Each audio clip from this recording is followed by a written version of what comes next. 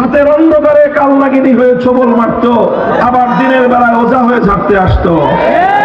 বাংলাদেশের দিশেই নাটকের দিন শেষ। নাটকের নায়িকাও নাই, নাটকও নাই। অনেক নাটক করেছো প্রিয় তুমি।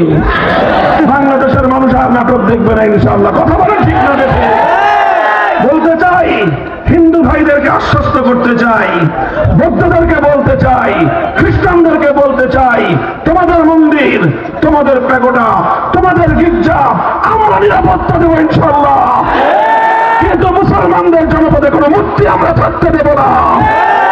মূর্তি বিরোধী বাংলাদেশ, এটাই তাওহীদের বাংলাদেশ।